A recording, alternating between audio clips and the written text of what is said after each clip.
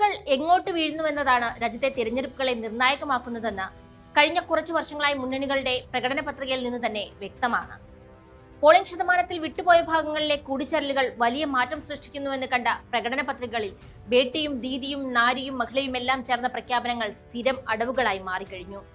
ഈ ഷിഫ്റ്റിൽ വലിയ രീതിയിൽ തന്നെ ലക്ഷ്യം വെച്ച് നീങ്ങിയ പാർട്ടി BJP ആയിരുന്നു. 2014 33% സ്ത്രീ സംവരണം പാർലമെന്റിലും നിയമസഭകളിലും പ്രഖ്യാപിച്ചാണ് BJP ദേശീയ തലത്തിൽ തിരഞ്ഞെടുപ്പ് പിടിക്കുന്നത്.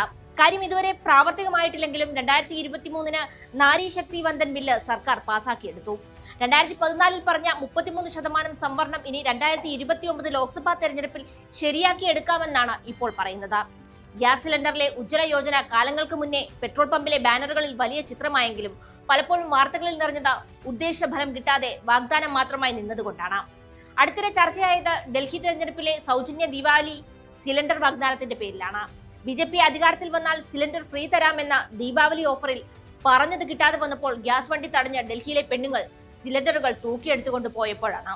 ദേശീയ തലത്തിൽ ബേട്ടി ബച്ചാവോ ബേട്ടി പഠാവോ, മഹാരാഷ്ട്രയിൽ ലഡ്കി ബഹന യോജന, ഡൽഹിയിൽ മഹിളാ സമൃദ്ധി യോജന, പിന്നെ 2023 കൊണ്ടുവന്ന ലാഖ്പതി ദീദി യോജനയുടെ തുടർച്ച ഇങ്ങ് ബീഹാർ തിരഞ്ഞെടുപ്പിൽ വന്നു നിൽക്കുന്നു.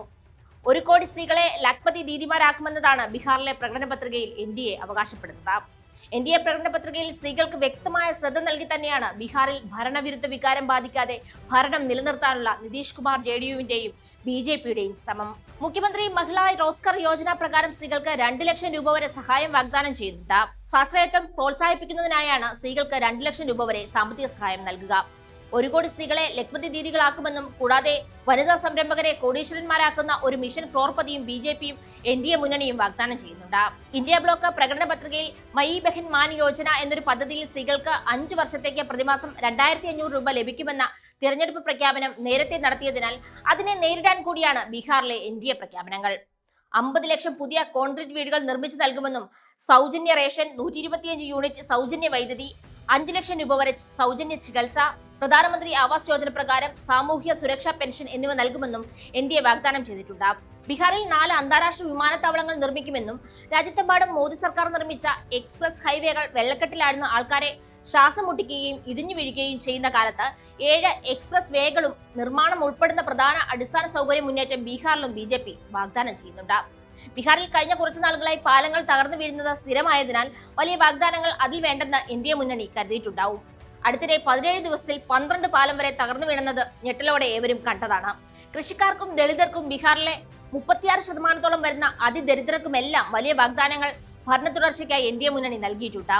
1 കോടി സർക്കാർ ജോലികൾ നൽകുമെന്ന മുഖ്യമന്ത്രി നിതീഷ് കുമാറിന്റെ നേതൃത്വത്തിലുള്ള NDA മുന്നണിയുടെ മറ്റൊരു പ്രധാന വാഗ്ദാനമാണ്.